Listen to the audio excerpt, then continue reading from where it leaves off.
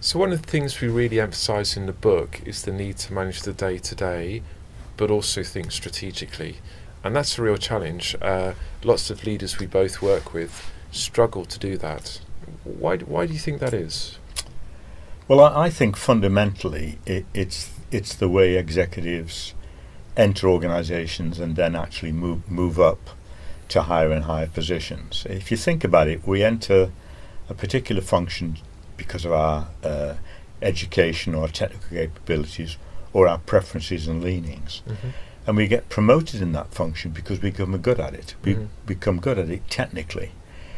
But you can see, if you reflect, the more we go up an organisation, the more the business element, that is, thinking like a business person, becomes increasingly important because of the role that you have, till you become a business person first and especially second. Okay.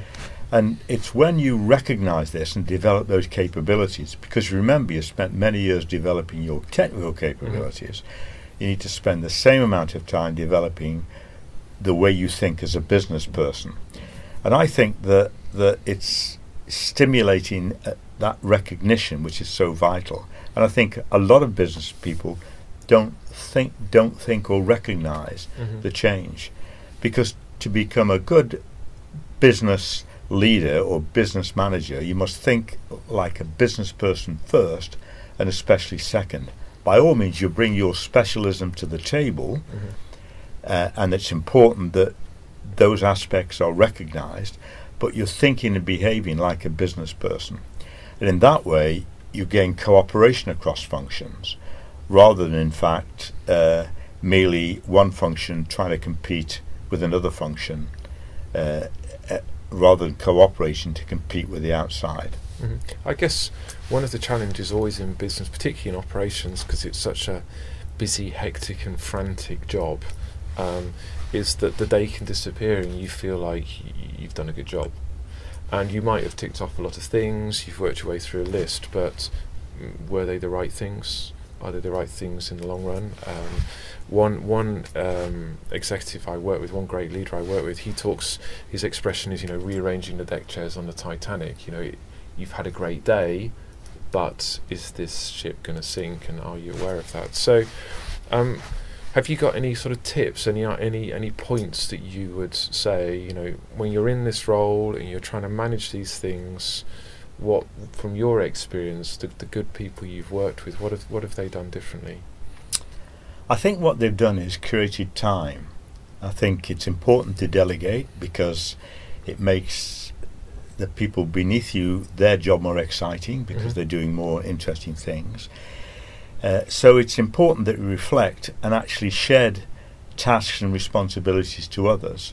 What this does, in addition to making their job more interesting, is also creates time. And you need to be reflective, you need to think back. By all means, you've got to be involved in rearranging deck chairs, but that isn't what the role is, and it's realising that is not the role. It's something that you contribute to, but you stand back. And the second is, it's preparing for discussions and key meetings. Preparing from a business perspective how you're going to represent that function, rather than actually talking ill-prepared, and therefore what happens is you rely on your day-to-day knowledge as your contribution.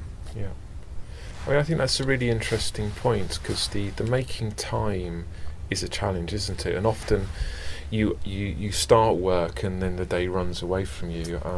When I worked in and was managing businesses, I used to find that the easiest way was to make the time before I arrived. So I would put aside some time and then I would arrive at the office an hour, 2 hours later. So you've got that time to think differently and prepare what you're doing. Because in many ways it's difficult to carve the time out once you're there.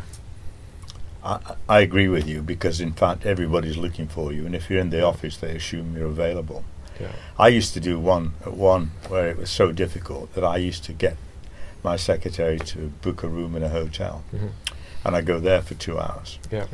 And in that way she would just fend off inquiries and say, oh, he's busy, he's somewhere on the plant, Yeah. but actually knowing, in fact, where I was. Yeah. And that's the way I completed reports and thought about it and reflected. So you're quite right. It's creating time whichever way you can. And you're doing that deliberately and that's a first important step, because it's part of this consciousness about needing time to think things through. And I think whichever way you do it, the point is it all starts from a recognition, and then in fact creating the opportunity to do it.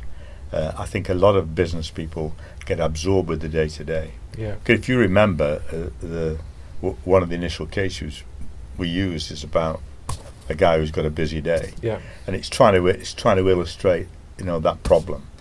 And so I think that's the consciousness, and then the actual creation of time is a very important duo. Yeah, I mean, it's a very finite resource, isn't it, time? And I know that there's a good Harvard Business Review article that's called "Make Time for the Work That Matters," and just thinking about that. So That's a great phrase. Yeah, it's good. Great phrase.